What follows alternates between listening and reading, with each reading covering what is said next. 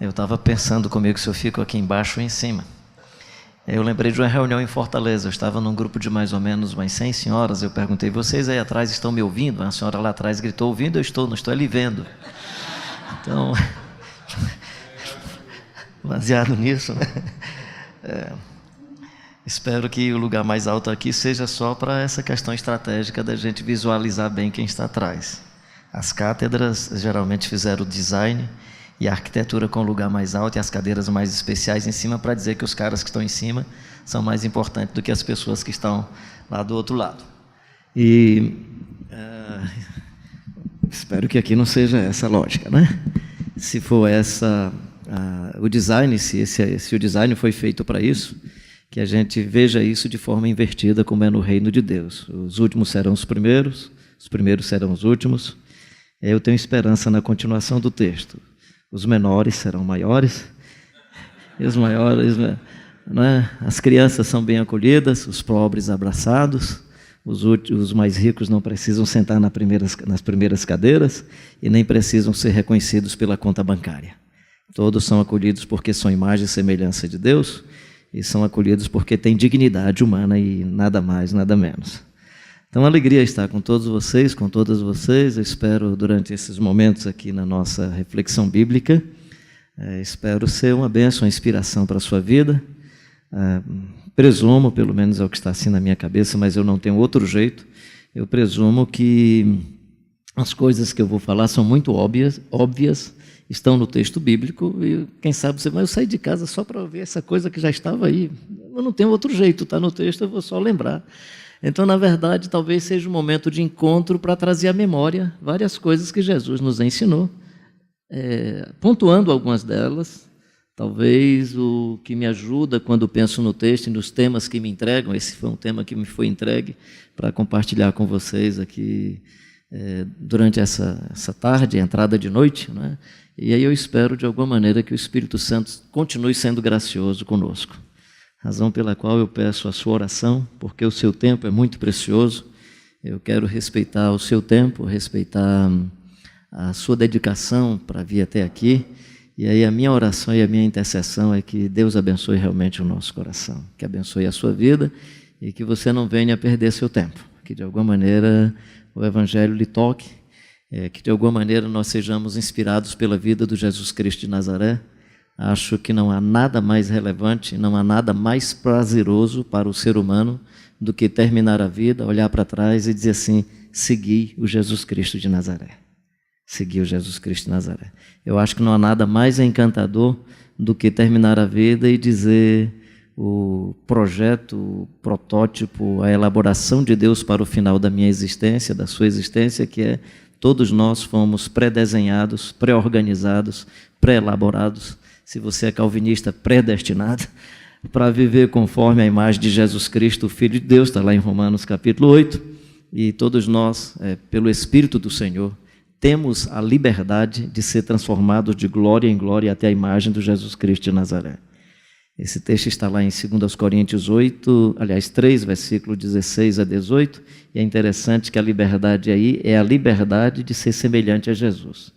Ou seja, não há outra liberdade a não ser essa liberdade de sermos semelhantes a Jesus.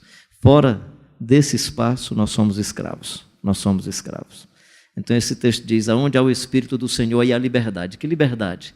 A liberdade de sermos transformados de glória em glória até a sua imagem. E aí o que me foi pedido foi para falar sobre a parábola das bodas, né? Porque é uma sequência de temas do Missão na Íntegra, que é sobre as parábolas do reino.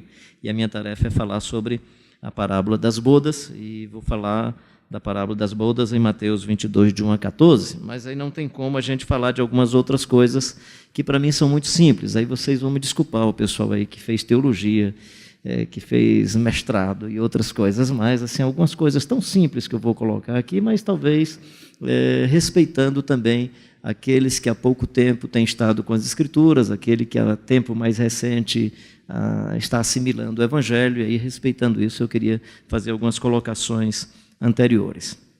Assim, nessa história de você vê uma parábola, vê uma analogia, algumas são muito simples, algumas são muito claras, algumas dá para você perceber quando Jesus diz: vós sois o sal da terra, vós sois a luz do mundo, eu sou a porta, e aí faz essa analogia de pastor e ovelha. Claro que a gente percebe claramente que é uma analogia.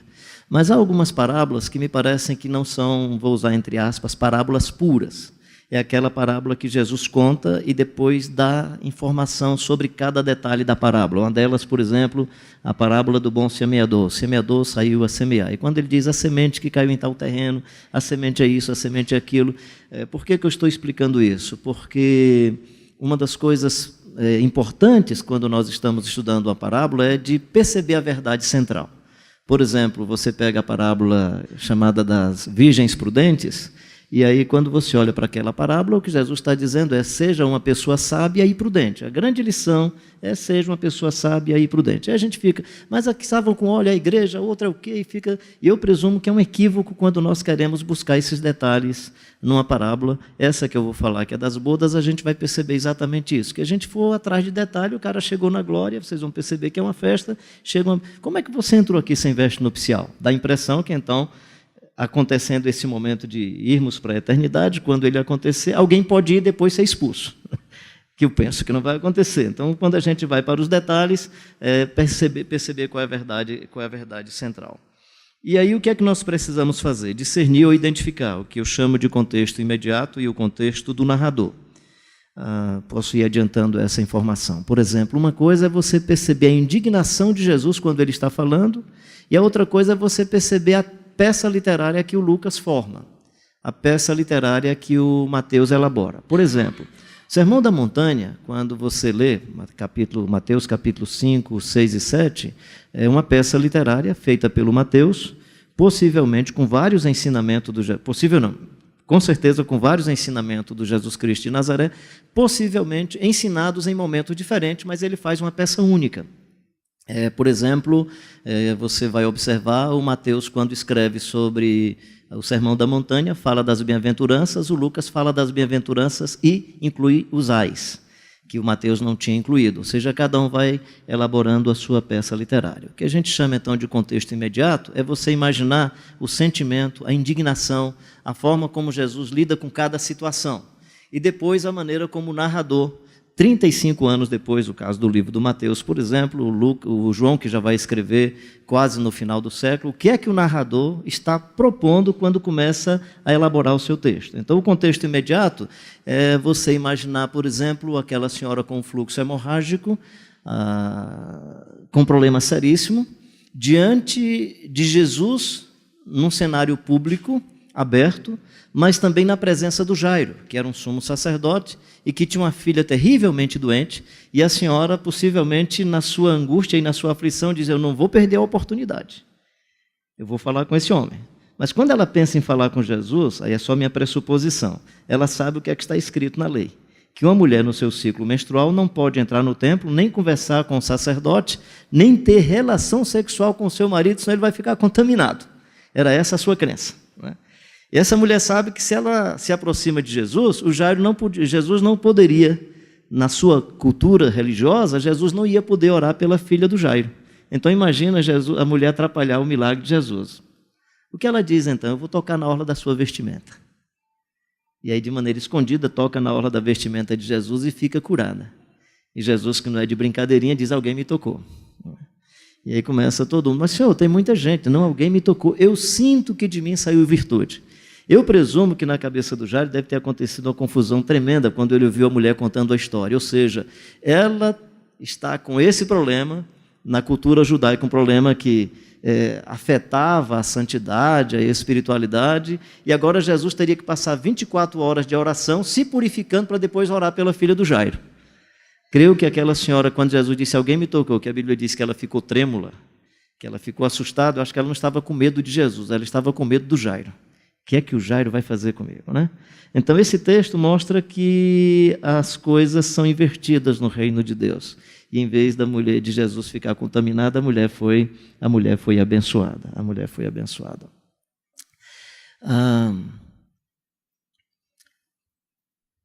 Esse é o contexto imediato, ou seja, é você perceber a a atitude de Jesus, o gesto de Jesus, esse sentimento que está aí presente. A outra coisa é você perceber a maneira como ele elabora a sua peça e aonde que ele coloca o texto. Vou citar um outro momento, né? Um outro momento de Jesus.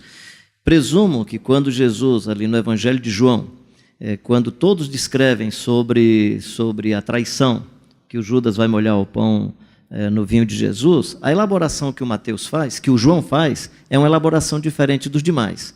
Ele vai fazer uma elaboração onde o ato do Judas molhar o pão é Jesus dizendo: camarada, você me vendeu. E você me vendeu barato, me vendeu só por 30. E mesmo você tendo me vendido assim, eu ainda deixo o meu copo aberto para você molhar o pão. Ou seja, o que Jesus está dizendo é mais ou menos assim: a despeito da sua perversidade e a despeito da sua maldade, eu, Jesus de Nazaré, vou continuar sendo o que eu sou. Se a gente observar no contexto imediato, é isso que está acontecendo. Se a gente observar a narrativa tem uma denúncia. Eu presumo que, olhando para o contexto imediato, tem mais anúncio do que denúncia. Jesus está dizendo quem ele é, porque não interessava muito falar do Judas, interessava falar de si. Falar da sua graça, da sua bondade e da sua misericórdia. Então, o que eu vou fazer aqui na nossa tarefa, e a hermenêutica é mais correta, mesmo que o contexto imediato dependa da possibilidade de você perceber um sentimento, de perceber uma atitude, um gesto, em algumas ocasiões isso é muito evidente porque o próprio texto diz, mas eu vou me deter a essa tarefa do contexto do narrador, porque é o que de maneira objetiva eu posso dizer, está aqui a peça literária, o narrador está dizendo isso, isso é o que é. Mas eu não queria partir para isso sem primeiro dizer essa possibilidade de você perceber, por exemplo, os sentimentos do João.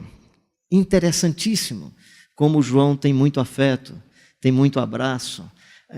Como no Evangelho de João, Jesus está pendurado no madeiro, e abençoa sua mãe, abençoa o João: filho, eis aí tua mãe, mãe, eis aí teu filho, ora pelos seus algozes. Então você pode, nesse cenário, perceber o que é que está acontecendo de imediato, mas você pode também olhar para o texto e perceber o que é que o narrador está querendo expor. Isso, quando a gente encontra essa peça literária, é chamada de perícope. Eu vou dar exemplo aqui de umas 2 ou 3. Essa de Mateus capítulo 5, que vai do 5, 1 até o 7, 28 e 29, que é o chamado Sermão do Monte.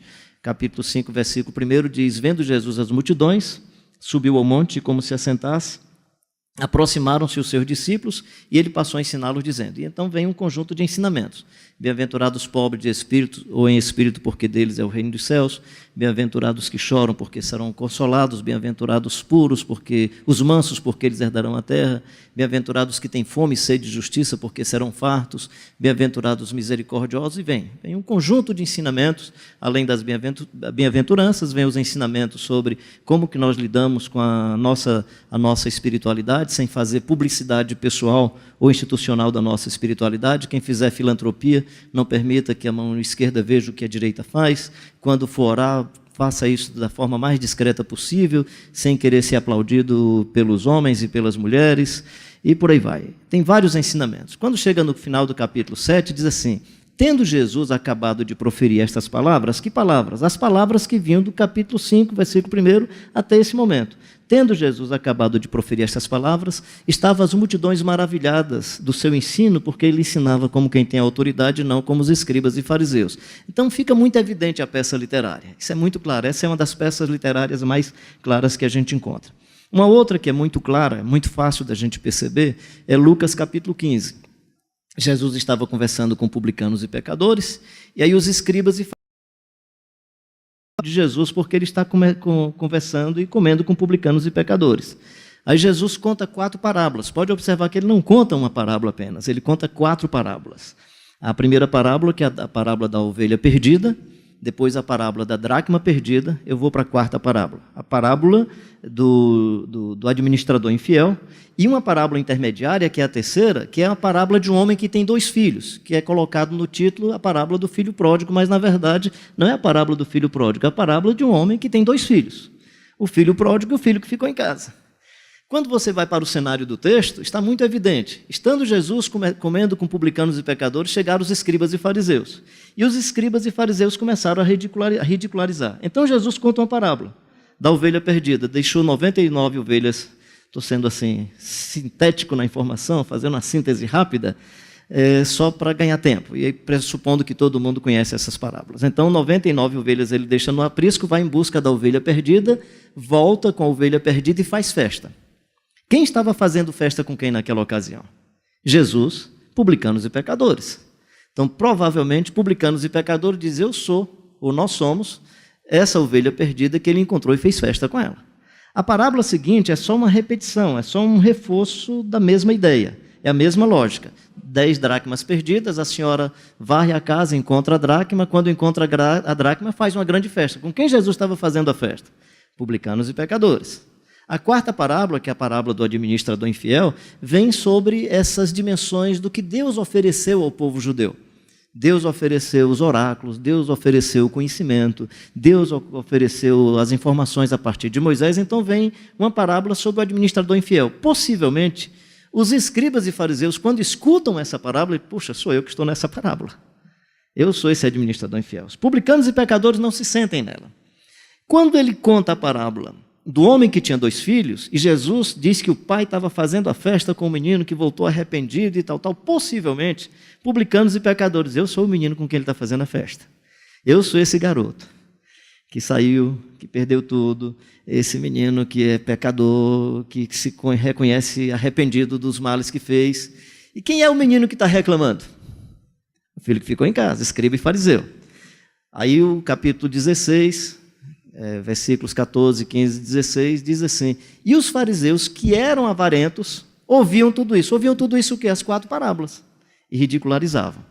Ou seja, o Lucas, quando vai escrever essa peça, isso que eu estou chamando do contexto do narrador, o Lucas, quando vai escrever essa peça, ele escreve com essa lógica.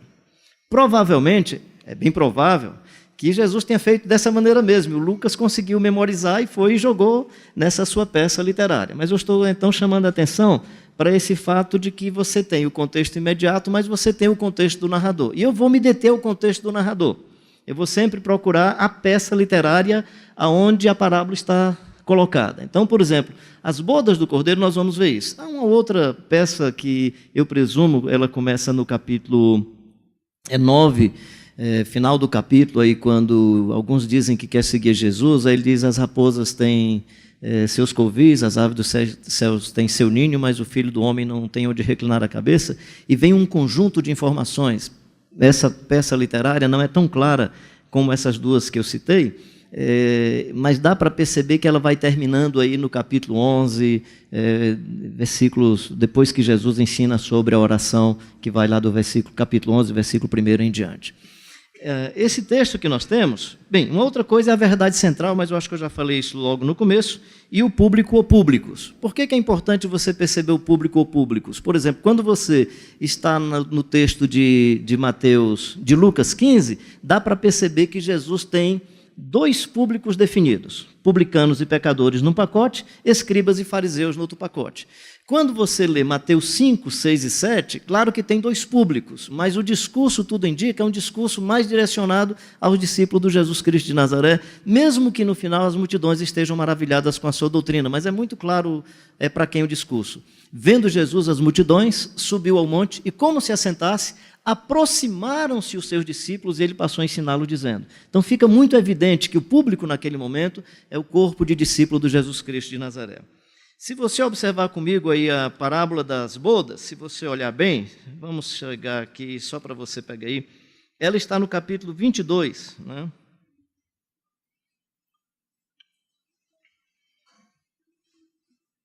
Ela está no capítulo 22, ela vai do 1 até o 14. Antes da leitura, deixa eu só colocar, vamos nos situar na peça literária. A peça literária está no Mateus 21, 23.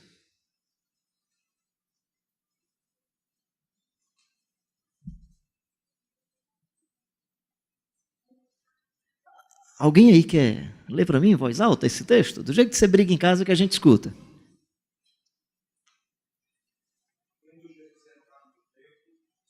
Mais alto, cara. Solta a voz. Acercaram-se deles os principais sacerdotes e os anciões do povo perguntaram: com que autoridade fazes essas coisas? Então, quem é o público aí? Hein? Tendo Jesus chegado ao templo, acercaram-se dele quem? Os reis dos anciãos principais, os sacerdotes. Então esse é o público, certo? Só para você ter uma ideia, eu falei Mateus 21 e o 23. Aí vá para o Mateus 24 e 1. –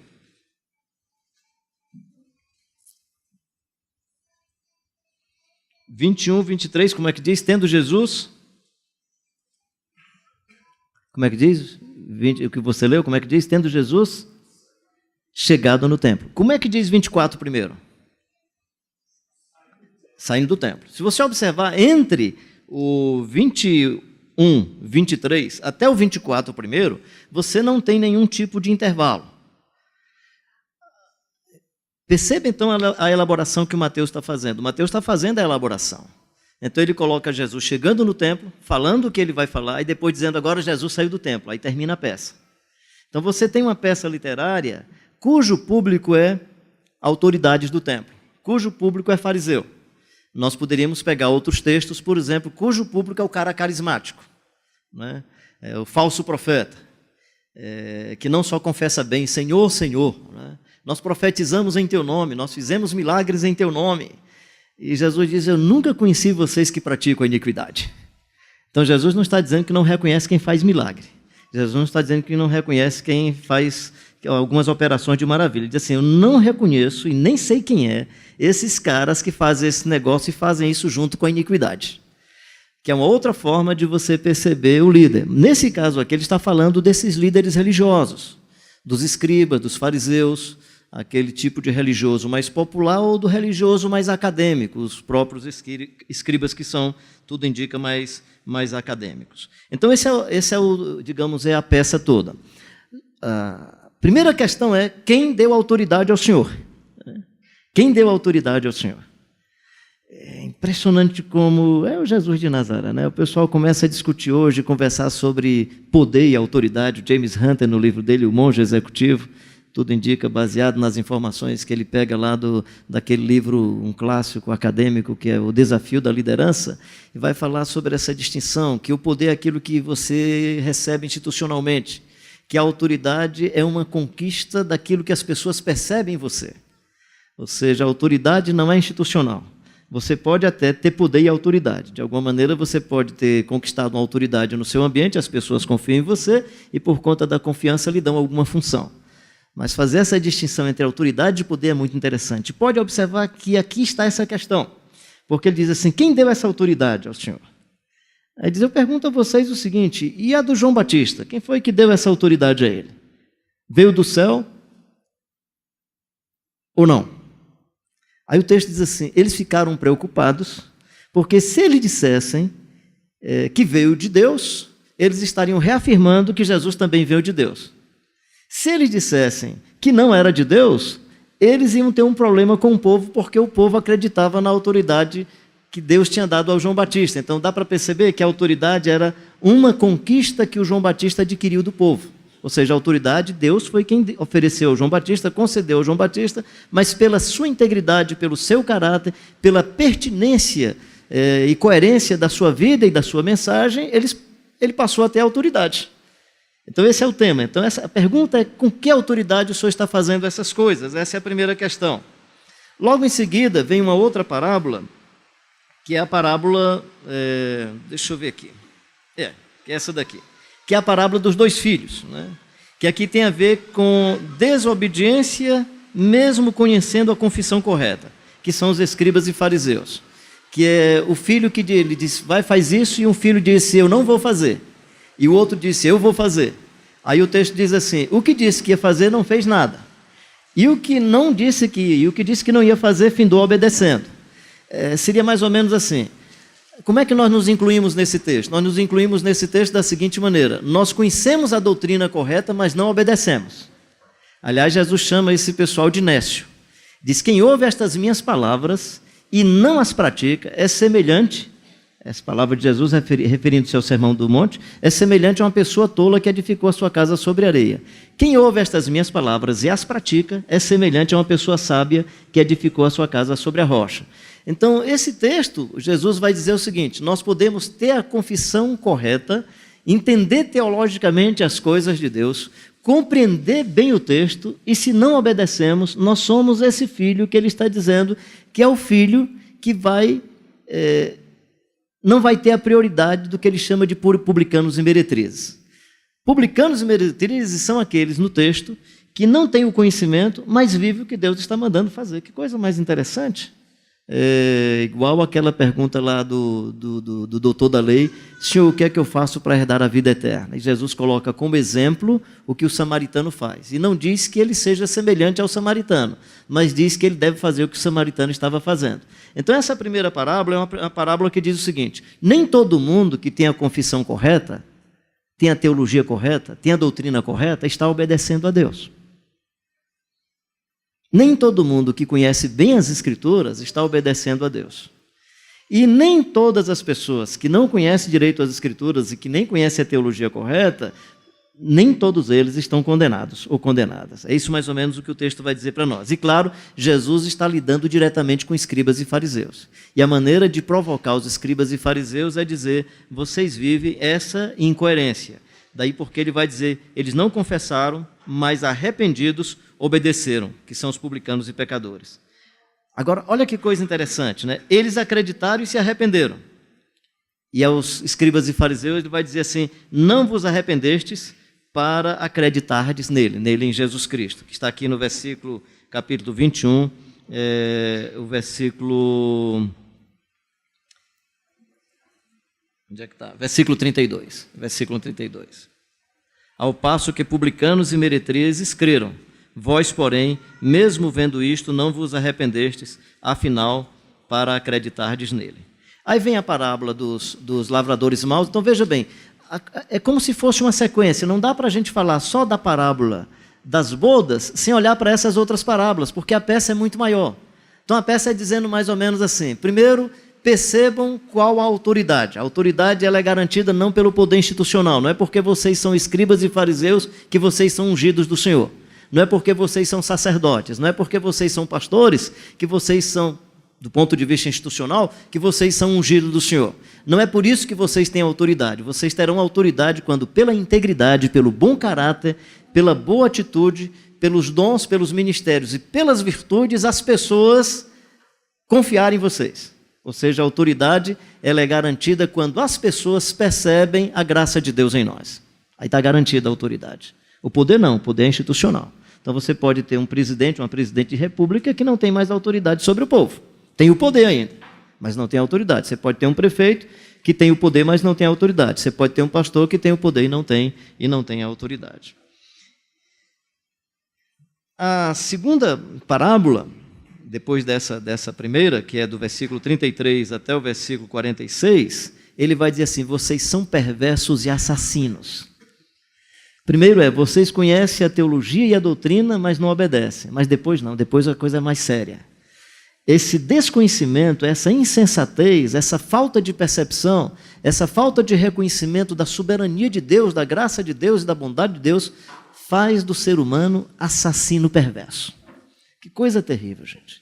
Que coisa terrível. Ele diz o seguinte: era um senhor que tinha uma grande fazenda e aí entregou para algumas pessoas lavrarem, cuidarem da sua fazenda. Depois mandou os servos, outros servos, que foram apedrejados, que foram mortos, que foram assassinados, possivelmente referindo-se aos profetas. Aqui em Mateus não diz o nome deles, mas tudo indica que ele está se referindo aos profetas. Vocês mataram os profetas. E aí ele agora mandou o filho. E aí é muito evidente o texto, ele mandou o filho. E vocês também assassinaram o filho. Vocês não conseguiram discernir a presença do Jesus de Nazaré. Ou seja, a coisa vai se agravando. A peça literária vai dizendo o seguinte: não basta ter o conhecimento e não obedecer. Ter o conhecimento e não obedecer gera um tipo de indiferença, um tipo de insensatez, um tipo de banalização da vida, que vocês serão capazes de matar todos aqueles que falam em nome de Deus. E aí você pode matar por cassação eclesiástica, Você pode matar literalmente. Você pode matar destruindo-se dentro de você. Você pode matar o outro e se auto-assassinar. Mas vamos perdendo a beleza da vida, a beleza da percepção da existência, da graça e da bondade de Deus. Então, esse outro bloco é mais ou menos o bloco em que ele está dizendo que há um Senhor soberano de quem para quem prestaremos contas. Todos somos maiordomos dos seus dons, dos seus ministérios e das suas bênçãos. Há um Deus soberano para quem nós prestaremos contas. E da mesma forma como os escribas e fariseus receberam esses oráculos de Deus, você recebeu a vida como presente. Você recebeu dons, você recebeu habilidades, você recebeu talentos. Mas o cuidado para que, além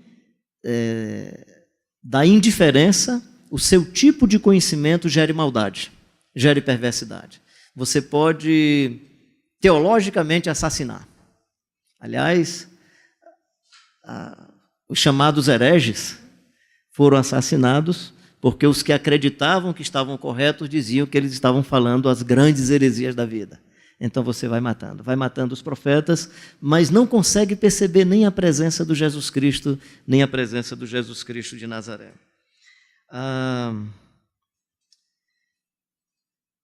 É interessante que quando a gente estuda sobre as parábolas, em outros textos diz assim, e Jesus falava por parábolas para que eles não entendessem. A ideia não é Jesus queria esconder a informação, a ideia é eles não vão compreender mesmo. É como, por exemplo, na ocasião que Jesus pergunta assim, que dizem as multidões ser o filho do homem? Jesus está andando com eles, Jesus está passeando com eles, Jesus está fazendo milagre entre eles e pergunta, que dizem as multidões ser o filho do homem? Uns dizem que é Elias, outros dizem que é João Batista, outros que é um dos profetas. E vós, que dizeis que eu sou? Ou seja, essa primeira informação, uns dizem que é Elias, um dos profetas, João Batista, o que o texto nos repassa, a ideia mais ou menos é a seguinte, a minha experiência anterior não me permite percebê-lo. Eu olho para ele, mas não vejo, eu vejo Elias, eu vejo Jeremias, porque eu estou marcado por uma experiência a priori, e essa experiência a priori não me permite ver quem ele é. Aí o Pedro, despojado de tudo, invadido pelo Espírito Santo, é Jesus quem vai dizer que não foi a carne nem o sangue quem revelou ao Pedro, mas o Pai que está no céu, Pedro vai dizer, tu és o Cristo, o Filho do Deus vivo. Ou seja, o que está acontecendo naquela ocasião é muito parecido com o que está acontecendo aqui na parábola dos lavradores maus. Eles são lavradores maus, mesmo que percebendo. Olha o que é que o texto diz, versículo 45 do capítulo 21. Os principais sacerdotes e os fariseus, ouvindo estas palavras, entenderam. Olha só, porque vai se dizer em outros textos que Jesus falava por parábolas e eles não entendiam. Mas nesse caso não. Eles estão entendendo. O texto diz assim, essas parábolas foram tão claras, tão evidentes, que não tinham o que esconder. E diz que eles entenderam que era a respeito deles que Jesus falava. E conquanto buscassem prendê-lo, temeram as multidões. Então eles não prenderam Jesus e não mataram Jesus, não foi por outra coisa, não é porque eles estavam com medo da multidão. Não é porque eles não queriam matar Jesus. É como acontece no nosso contexto, às vezes você tem vontade de matar um santo, você tem vontade de tirar alguém do seu ambiente, da sua história, não é porque você se sente ameaçado, se sente ameaçada. Tem poderosos se sentindo ameaçados, que se pudesse descartar, dar glória a Deus se alguém morresse, daria glória a Deus. Então esse texto está dizendo que eles entenderam, eles perceberam, eles compreenderam que era sobre eles que Jesus estava falando, né? E diz o texto que, e conquanto buscassem prendê-lo, temeram as multidões, porque estas os consideravam como profeta. Então eles não fizeram nada porque eles estavam com medo. Bem, depois eu vou dar um salto da parábola do capítulo 22, até o versículo 14, e dar uma rápida informação sobre a parábola do capítulo 15, que diz assim, Jesus, porém, conhecendo-lhes a malícia, respondeu, por que me experimentais? Capítulo 15 é sobre a questão do tributo, né? Esse é um negócio interessante. Olha o que é que esse texto diz. Presta atenção nesse texto. Capítulo 22, versículo 15. Então, retirando-se os fariseus, consultaram entre si como surpreenderiam em alguma palavra. Como é que a gente pega o cara pelo pé? Né? E enviaram-lhe discípulos deles, dos fariseus, eles enviaram discípulos, juntamente com os herodianos, para dizer-lhe: mestre, sabemos que és verdadeiro. Puxa vida! Mestre, sabemos que és verdadeiro e que ensinas o caminho de Deus, de acordo com a verdade, sem te importares com quem quer que seja, porque não olhas a aparência dos homens. Dize-nos, pois, que te parece? É lícito pagar tributo a César ou não? Jesus, porém, conhecendo-lhes a malícia. Que coisa interessante. Os caras se juntaram e disseram: olha, mas não dá certo só a gente não, a gente tem que mandar gente de Herodes também, porque aí o poder vai junto. Então vamos lá, nós com o poder religioso, trazendo os caras do poder político, e vamos ver se a gente pega esse camarada pelo pé. E queriam pegar-o pelo pé.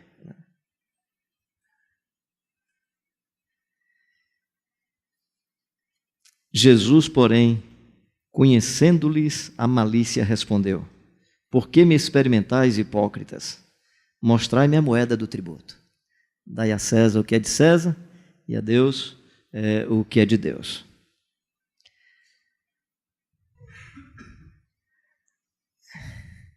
Esse texto é terrível para nós. Quantas malícias, né, estão em nossos corações, quantas malícias estão nas nossas percepções, às vezes nem nos damos conta. Nós nem nos damos conta, porque o contexto, a maldade no nosso entorno, geram certas situações que você não percebe,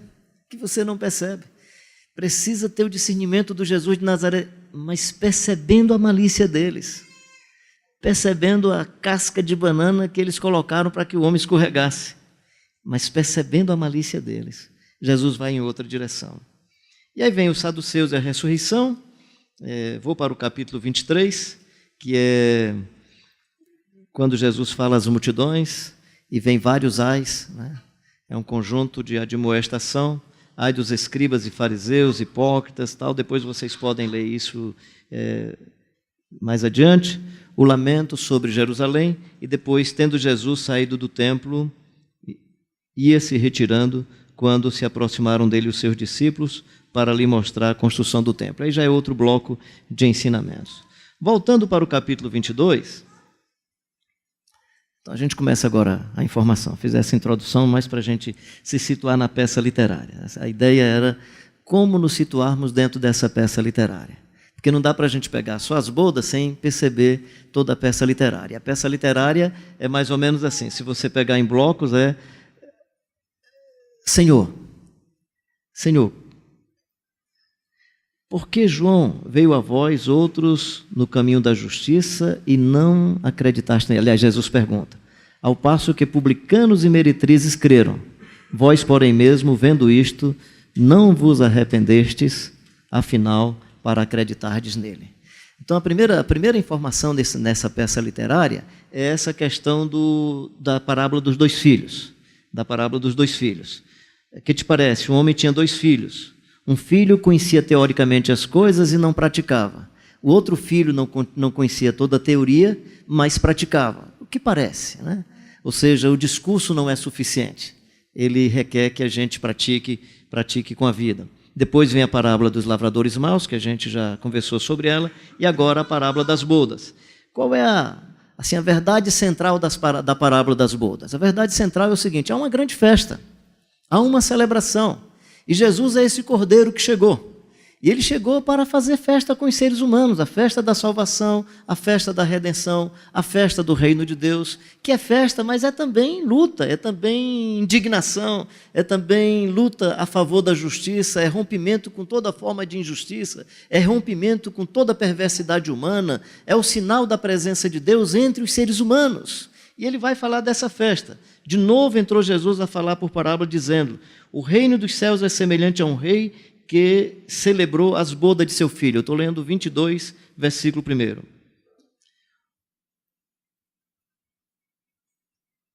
O reino dos céus é semelhante a um rei que celebrou as bodas de seu filho. Então enviou os seus servos a chamar os convidados para as bodas, mas estes não quiseram vir.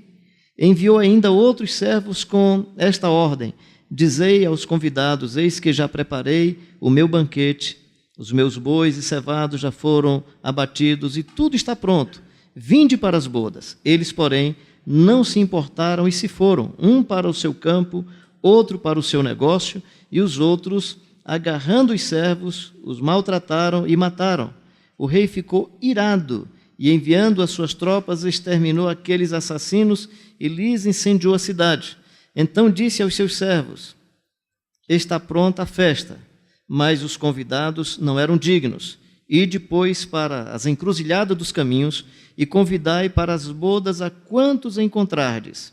E saindo aqueles servos pelas estradas, reuniram todos que encontraram, maus e bons, e a sala do banquete ficou repleta de convidados. Entrando, porém, o rei para ver o que estava à mesa, os que estavam à mesa, notou ali um homem que não vestia veste nupcial, não trazia veste nupcial, e perguntou-lhe: amigo, como entraste aqui sem veste nupcial? E ele emudeceu. Então ordenou o rei aos serventes: amarrai-o e de pés e mãos e lançai-o para fora, nas trevas, e ali haverá choro e ranger de dentes, porque muitos são chamados, mas poucos são os escolhidos. Olha que coisa interessante. Essa aqui é a parábola dessa festa do noivo e dos seus convidados. Mas a parábola ela tem um critério. A parábola ela vai dizer que muitos foram chamados, mas não quiseram atender o chamado. Essa é assim, a verdade central dessa parábola é: há uma chance para mim, há uma chance para você. Há uma festa para a gente, há uma festa do reino de Deus. É isso que Jesus está dizendo aqui nessa parábola. Diferentemente dos outros blocos. Esse bloco é um bloco muito especial, porque é um bloco de amizade, é um bloco em que você é convidado como um participante especial. Você é um participante especial. Mas junto desses participantes entra alguém. Claro que aqui é só a tentativa literária de dizer que não pode entrar.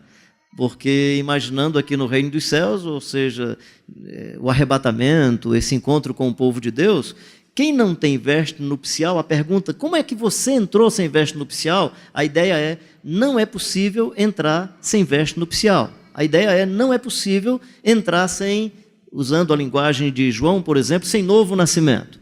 A veste nupcial tem a mesma linguagem, a correspondente no Evangelho de João, por exemplo, é novo nascimento. Você não entra sem novo nascimento. Você não entra se tem um compromisso, se não tem um compromisso com Jesus Cristo e o seu reino. Então a ideia não é: o cara entrou e vai ser expulso. A ideia é: não pode entrar. Como entraste aqui? Essa é a verdade central, digamos, da parábola. Como é que você entrou aqui? Como é que você entrou?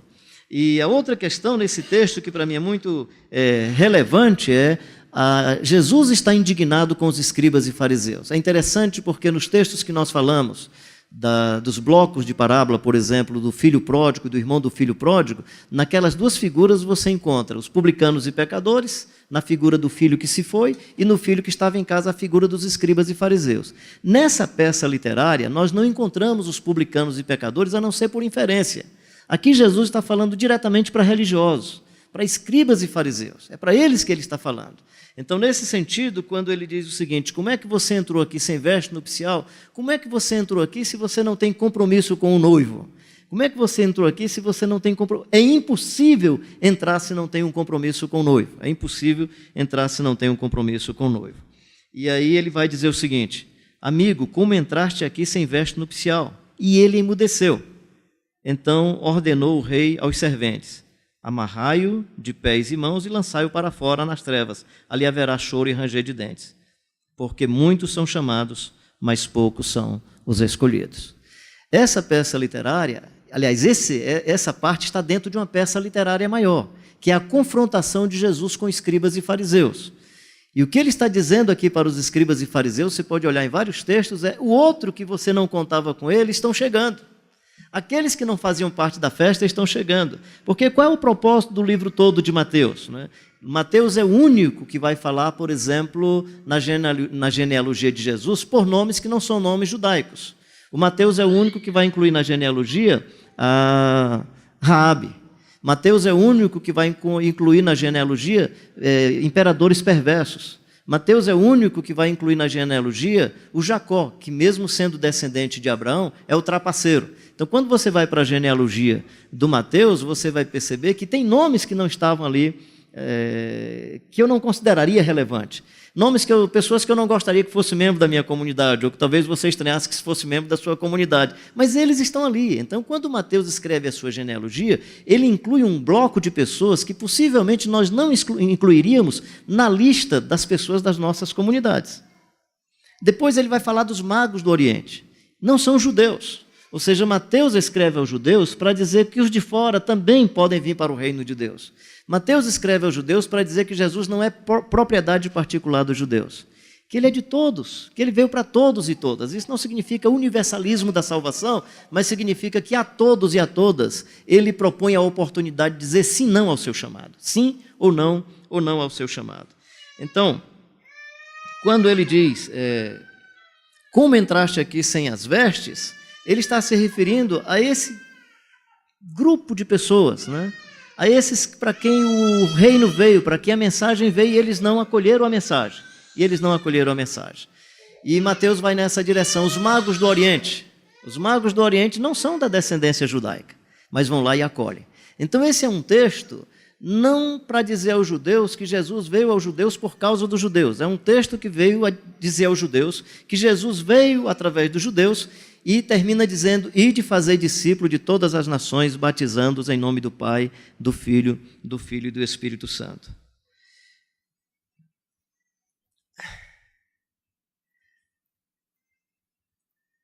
O reino de Deus não é comida, nem bebida, mas justiça, paz, alegria e gozo no Espírito Santo. Essas parábolas são parábolas sobre o reino de Deus. Quem é que entra no reino? É quem vive o reino. É quem experimenta o reino. O reino não é só uma experiência futura. O escatom, ou a experiência escatológica, não é só o futuro. É hoje, é agora. É uma experiência que se manifesta no momento de hoje.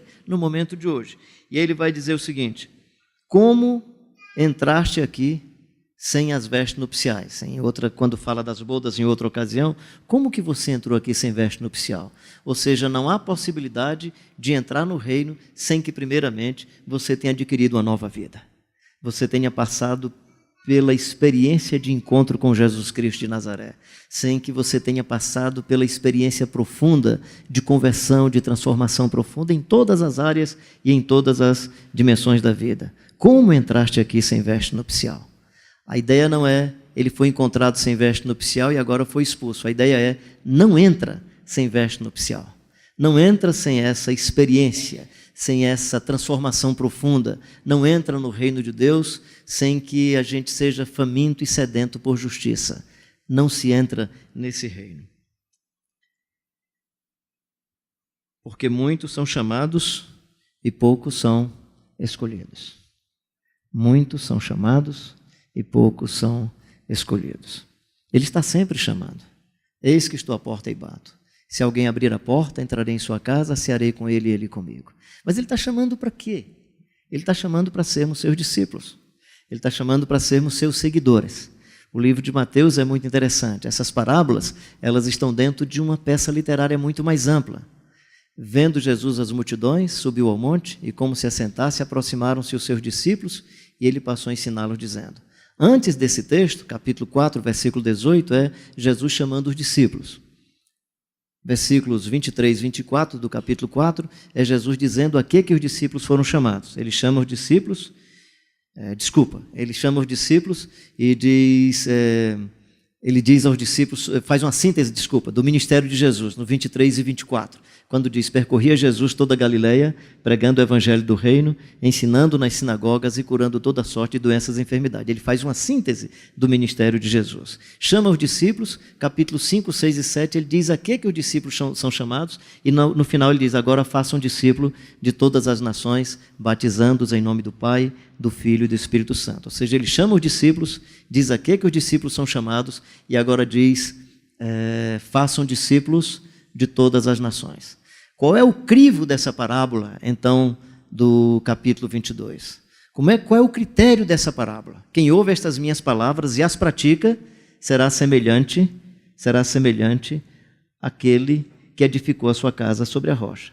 Quem ouve estas minhas palavras e não as pratica, será semelhante ao nécio que ouviu e simplesmente não praticou o que Jesus havia ensinado. Então, essa parábola, ela está dentro desse critério mais amplo. Qual é o critério? Você não chega no reino e ele lhe expulsa.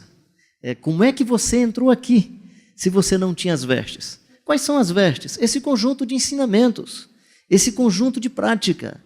Qual é a percepção? O que é que eu percebo no outro? O que é que eu olho no outro? A sua transpiração e respiração dos dons e dos ministérios e dos frutos do Espírito. O que é que eu percebo no outro? As virtudes do Evangelho. Então, quando ele vem falar dessas parábolas, daqueles que estão no reino e daqueles que não estão no reino, no capítulo 5, 6 e 7, ele já estabeleceu o critério de quem tem acesso ao reino. Então, não está vestido com as vestes, não ter as vestes nupciais, não estar vestido com esse conjunto de ensinamentos e práticas do Sermão da Montanha. Quem ouve estas minhas palavras e as pratica será semelhante a uma pessoa edificada sobre a rocha.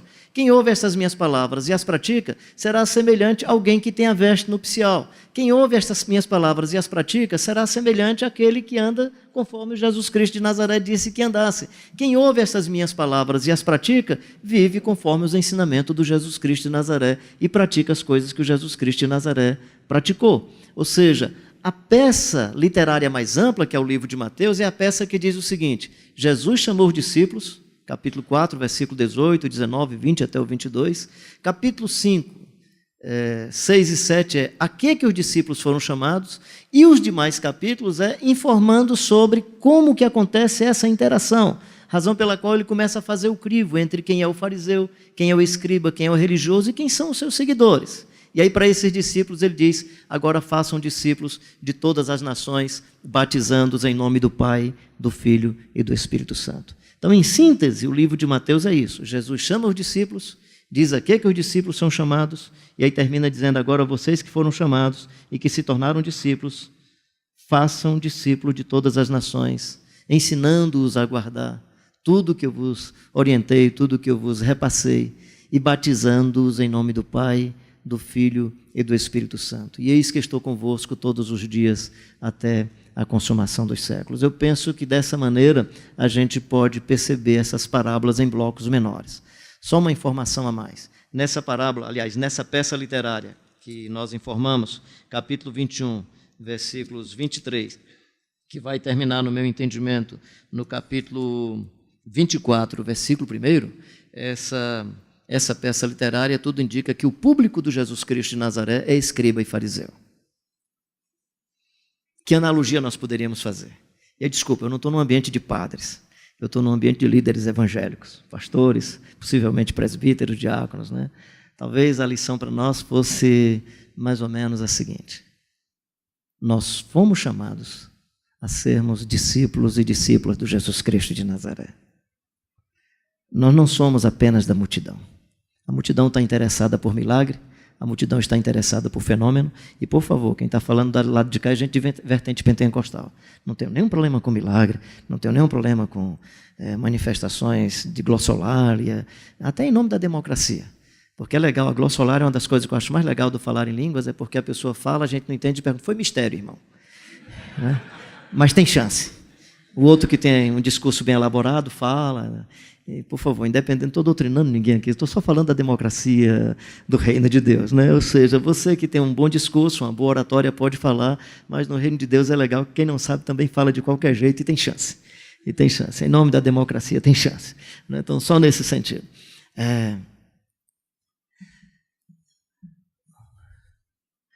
O reino de Deus está dentro da gente.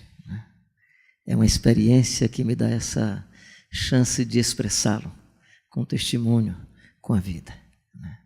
O reino de Deus está perto da gente, bem próximo, nas nossas convivências e nos nossos relacionamentos. E o reino de Deus virá um dia em plenitude. O reino de Deus virá em plenitude.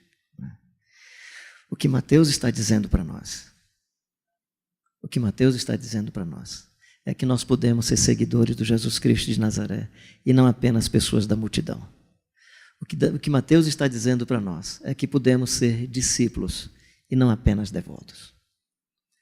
A multidão está interessada no milagre, a multidão está interessada no fenômeno, a multidão está interessada em coisas espetaculares. Imagina só, um moço de 33 anos, devia estar nessa faixa aí, de 33, 30 e poucos, pega um outro amigo pela mão, sem prancha, e dá uma de surfista, o mar revolto, e leva o Pedro para um lado e outro. Pode observar, não disse que o mar estava com calmaria. Eu fico imaginando alguém filmando aquela cena, e Jesus entrando assim pelos túneis com Pedro sem prancha, né? Bom de milagre. Manda encher 6 talhas com água, transforma aquilo em vinho, e a multidão se encanta com isso. A multidão se encanta. E aí as pessoas querem seguir Jesus por causa do fenômeno, porque Jesus é bom de fenômeno, Jesus é bom de milagre. Mas Jesus não está interessado nessas pessoas que o seguem apenas por isso. Jesus está interessado em discípulos e discípulas, seguidores e seguidoras. Seguidoras e seguidoras. João fala disso de uma maneira mais contundente. João é o único que vai falar sobre a multiplicação dos pães e do peixe, fazendo da multiplicação dos pães e dos peixes apenas uma analogia para dizer que Jesus Cristo é o pão da vida. Os outros só falam do milagre. João não. João vai falar da multiplicação dos pães e dos peixes, coloca Jesus no outro lado do mar de Tiberíades, e Jesus continua o discurso, usando como instrumento pedagógico de informação o pão que eles se alimentaram no deserto e o pão daqueles dias. Vossos pais comeram o pão no deserto, o pão que perece. Eu sou o pão vivo que desceu dos céus, quem vem a mim jamais terá fome, quem crê em mim jamais terá sede. E começou a falar de si, e não deu pão para ninguém, e não deu peixe para ninguém. Com todo o nosso compromisso, eu sou uma pessoa que quero sempre estar comprometido com as pessoas carentes, com a justiça para esse mundo, mas nesse caso, Jesus não deu pão para ninguém, Jesus não fez filantropia com ninguém naquela ocasião, porque ele percebeu que o pessoal estava interessado muito mais pelo pão e o peixe do que por ele. Tanto que termina o discurso, todo mundo vai embora, perdeu o encanto, fica Pedro e um grupinho pequeno de discípulos, e aí ele pergunta, vocês também não querem ir embora? Aí o Pedro diz, para quem iremos nós, Senhor? Só Tu tens as palavras de vida eterna. Não é nem para onde, não é se vai para o céu ou para o inferno, é para quem. Deixa eu, só para efeito de contundência da informação, né? A questão não é para onde vamos. Vou exagerar a informação. Digamos que nós fôssemos para o céu e Jesus não fosse com a gente. Eu não dou uma semana, a gente iria estragar o céu. Digamos que nós fôssemos para o inferno e Jesus dissesse, eu vou com vocês. Camarada, ele apagava o fogo de uma vez, assim que chegasse. Ia botar ar-condicionado, ar puro, muito legal, né? Expulsar o diabo de lá, ia transformar o inferno no céu. Porque a questão não é a geografia, é se nós andamos com ele. Ou seja, acredito na eternidade, acredito no porvir, acredito no novo céu e na nova terra, mas acredito acima de tudo que céu é andar com Jesus em qualquer época, em qualquer momento e na eternidade inclusive. O céu não depende de que as ruas sejam de ouro e que as portas sejam de cristal. O que faz o céu é a presença do Jesus Cristo de Nazaré. O que faz o céu é você andar com Jesus. Então você pode, inclusive, experimentar o reino de Deus por antecipação, mesmo que com amostragens pequenas, mesmo que com uma analogia daquilo que será em plenitude, mas podemos desfrutar o reino de Deus. Então a diferença do discípulo para a multidão é que a multidão quer as coisas imediatas, gosta do espetáculo. Os discípulos não. E aí João coloca Jesus no outro lado do mar de Tiberíades, falando que ele é o pão da vida, as pessoas se encantam, e o Pedro diz, para quem iremos nós, Senhor? Só Tu tens as palavras de vida eterna. Porque ele não estava preocupado com geografia, ele estava preocupado com relacionamento. Para ele o céu não dependia só de uma geografia, o céu dependia de uma amizade profunda com Jesus Cristo de Nazaré. Ser seu seguidor ou não. E aí concluo com uma coisa muito particular, espero que vocês entendam isso. Eu moro numa cidade chamada Caucaia. E aí nessa cidade eu fui, logo que eu cheguei lá no começo de 2008. Fui me aproximando dos vizinhos, falando da graça de Deus, da bondade de Deus e tal. E um cidadão findou identificando que eu era pastor. Eu não tenho nenhum problema de ser pastor, é que eu não tenho cara de pastor. Os pastores que ficam com vergonha quando eu digo que sou pastor, né? Eles acham que atrapalha o sindicato. Não tenho cara de pastor, tal, não tenho jeito de pastor. E aí ele ficou identificando que eu era pastor. Quando ele identificou que eu era pastor, aí ele começou a ter diálogos comigo. Aliás, diálogo comigo não. Quando eu me aproximava dele, as reações dele eram monossilábicas. Tudo bem, seu fulano? Tudo bem. E a vida? Tá boa. e não falava muito. Um dia eu cheguei pela manhã, foi uma eventualidade, eu não programei chegar sem que tivesse nenhum cliente. Cheguei no comércio e disse: bom dia, seu fulano. Bom dia, queria lhe lembrar que eu sou devoto de São Benedito. Aí eu percebi que ele colocou uma barreira, né? Aí eu disse, me vi assim uma sacada, eu disse: o senhor é devoto ou seguidor? Aí ele: como assim? Eu digo: devoto ou seguidor? Ele: faz diferença? Eu digo: claro, faz diferença, a diferença é tremenda. O devoto gosta do santo, faz oferenda ao santo, fala do santo para outras pessoas para ter mais prosélitos e o santo ter mais seguidores. E o seguidor não, o seguidor vive como o santo vivia.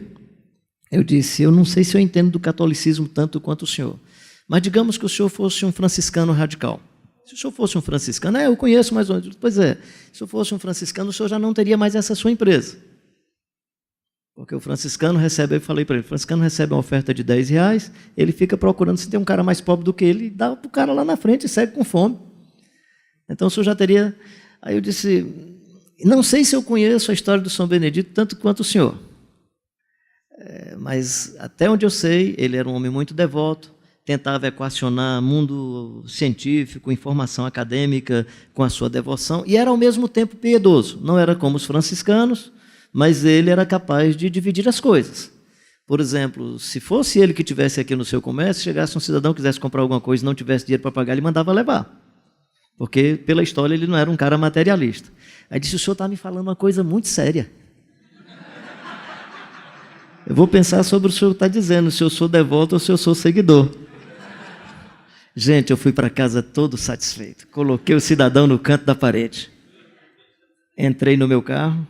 Aí aquela minha vertente assim, pentecostal, de falar por dentro, né, de perguntar as coisas no coração. Aí vem aquela voz assim, bem intensa, né? E você, meu filho, é devoto ou meu seguidor?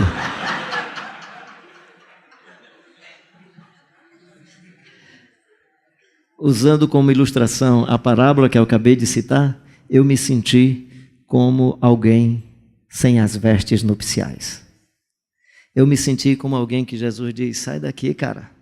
Eu não chamei você para ser meu devoto, eu chamei você para ser o meu seguidor. Porque o que é estar vestido com as vestes nupciais? Claro que a analogia ali é de noivo e noiva. Mas se a gente pegar todo o contexto bíblico, essa analogia é para dizer que nós temos, de alguma maneira, alguns sinais, algumas manifestações, que em andando e em vivendo, transpirando e respirando, as pessoas, no mínimo, vão se lembrar do Jesus Cristo de Nazaré por causa da sua vida. As pessoas, no mínimo, vão admirar o Jesus Cristo de Nazaré por causa da sua vida. O que a parábola das bodas está informando para a gente é mais ou menos assim: não dá para participar do reino se a vestimenta, se a caricatura, se a tatuagem, se a imagem pública não sinaliza nada do Jesus de Nazaré. Não dá para se imaginar seguidor do Jesus Cristo de Nazaré se nós não topamos nos aproximar da pequena Belém Efrata, pequena demais para figurar entre as milhares de Israel. Não dá para se imaginar seguidor do Jesus Cristo de Nazaré se nós não topamos ir para desprezível Nazaré. Não dá para se imaginar seguidor do Jesus Cristo de Nazaré se nós não topamos nos encontrar com o Nicodemos, o religioso, se aproximar dele com amor. Mesmo que com confrontações, mas é com amor. Não dá para ser seguidor do Jesus Cristo de Nazaré se nós discriminamos o Zaqueu. O cara era público, publicano, homem público. Parece-me um cara, pelo menos no coração, consciente. Se eu defraudei alguém, Senhor, eu quero restituir 4 vezes mais. Parecia um cidadão sincero. E tem uma informação que é fundamental. Não é mais o se, não tem dúvida, e quero dar metade dos meus bens aos pobres. Aliás, eu fico desejoso que Barnabés da vida e que Zaqueus da vida estejam testemunhando nas televisões. Eu tinha 4 casas, agora estou seguindo a Jesus, só tenho 2, né? Eu tinha um emprego que eu um emprego público que eu enganava e tal. Os meus colegas ficavam me questionando como é que eu fico recebendo dinheiro sem trabalhar, e eu deixei disso porque agora eu conheci o Jesus de Nazaré. Eu sou um senhor, tal, sou empresário, mas os meus funcionários todos são, eles vão para, eu cumpro com eles para além do que a lei manda. Lá em casa tem a senhora que é doméstica, está lá nas tarefas da casa, mas ela tem dignidade, ela senta com a gente à mesma mesa. E a gente tem respeito por ela. Entro no meu condomínio e aquele cidadão que todo mundo passa e não dá atenção nenhuma, eu percebo como ser humano feito à imagem e semelhança de Deus. Mas vou também na casa do Zaqueu. Mas acolho também o Barnabé. E as senhoras do palácio que querem ofertar e dar alguma coisa, também nós estamos recebendo. Claro, parece que Jesus não ligava muito para isso, não. Elas doavam e ele entregava para o Judas. Aliás, desculpa-me, só um parênteses. Se você tem instituição, ponha tesoureiro sério. Se você vive com o Evangelho e toda a pureza do Evangelho, pode entregar para qualquer Judas.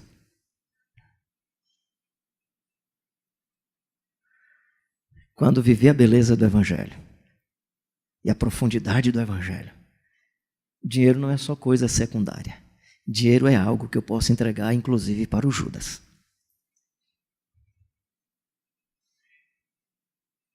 Agora, tem instituição? Ponha tesoureiro sério, por favor, não ponha Judas não, vai dar maior confusão.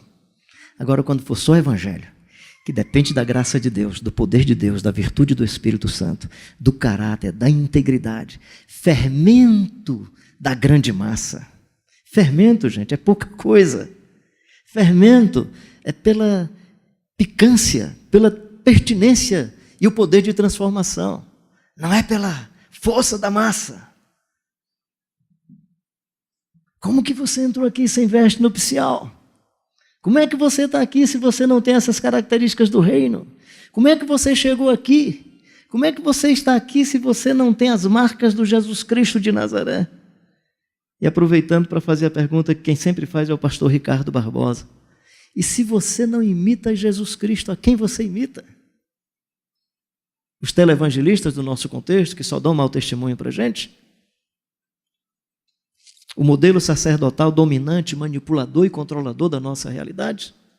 Ou você é de fato um seguidor do Jesus Cristo de Nazaré? Como é que você está aqui sem as vestes nupciais? Como que você entrou nesse negócio? Se a gente olha para você e na estética não se percebe a ética.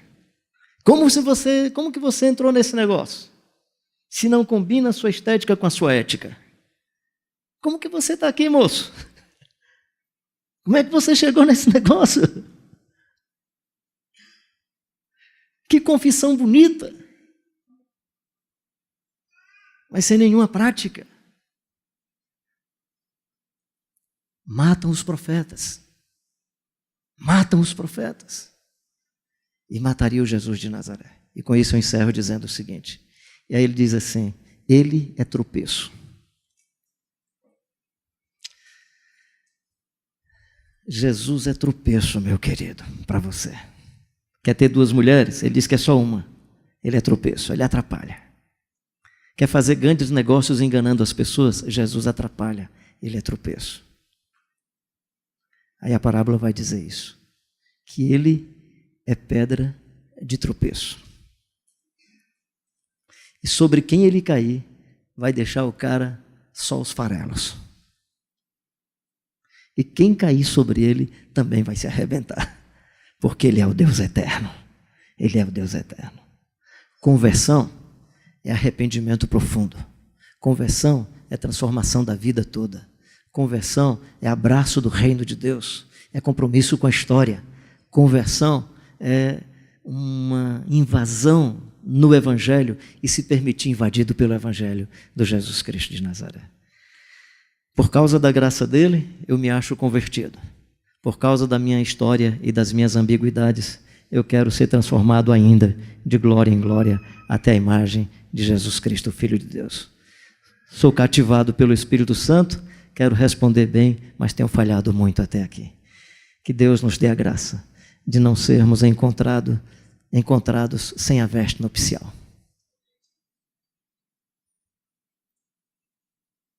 Que Deus nos dê a graça de, estando no seu reino,